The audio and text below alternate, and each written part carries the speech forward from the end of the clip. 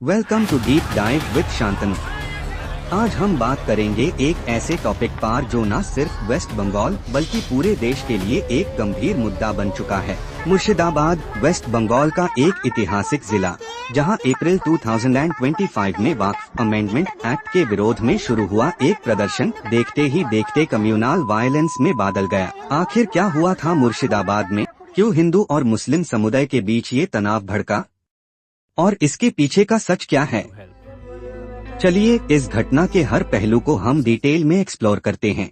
मुर्शिदाबाद एक समय में बंगाल के नवाबों की राजधानी आज भी अपने इतिहास के लिए जाना जाता है। यहाँ की जनसंख्या का बड़ा हिस्सा मुस्लिम है, लगभग 66%, जबकि हिंदू 33% है। यहाँ हिंदू मुस्लिम यूनिटी के कई उदाहरण रहे हैं, जैसे 1937 में वासिफ अली मिर्जा द्वारा हिंदू मुस्लिम यूनिटी एसोसिएशन की स्थापना। लेकिन इसके बावजूद ये जिला कई बार कम्युनल टेंशन्स का शिकार रहा है। आज हम बात करेंगे इस लेटेस्ट कॉन्फ्लिक्ट की, जिसे पूरा देश हिल गया।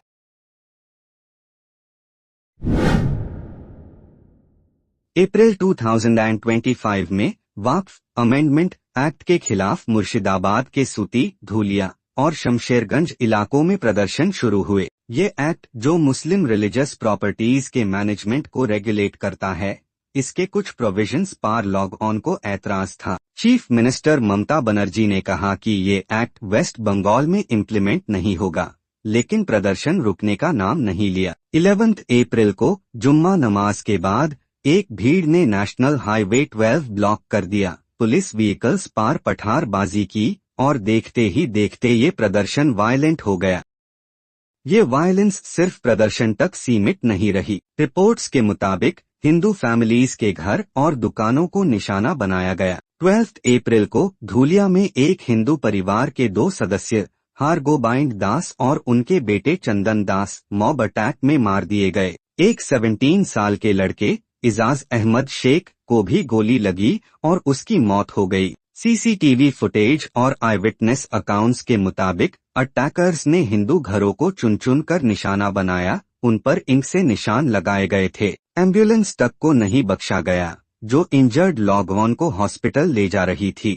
इस वायलेंस के बाद लगभग 400 से ज्यादा हिंदू फैमिलीज अपने घर छोड़कर मालदा और झारखंड के पाकुर जिला में शरण लेने के लिए मजबूर हुई। मालदा में रिलीफ कैंप्स बनाए गए, जहां डिस्प्लेस्ड लोगों को टेम्परेरी शेल्टर दिया गया। टोटल 3 लोगों की जान गई, 10 से ज्यादा इंजर्ड हुए और 274 लोगों को अरेस्ट किया गया।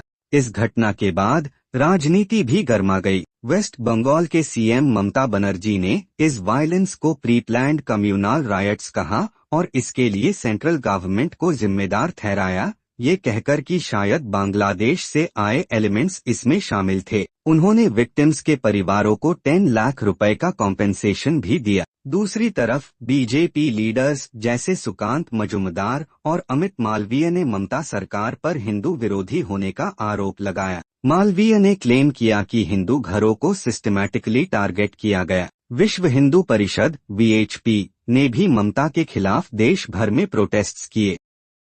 मुर्शिदाबाद की ये घटना कोई अकेली नहीं है। भारत के इतिहास में हिंदू मुस्लिम कॉन्फ्लिक्ट्स का लंबा इतिहास रहा है, जो पार्टीशन से लेकर आज तक चला आ रहा है। स्कॉलर्स का मानना है कि ब्रिटिश के divide and rule policy, medieval Islamic conquests और पार्टीशन के बाद बेन डिस्ट्रस्ट ने ये तनाव पैदा किया।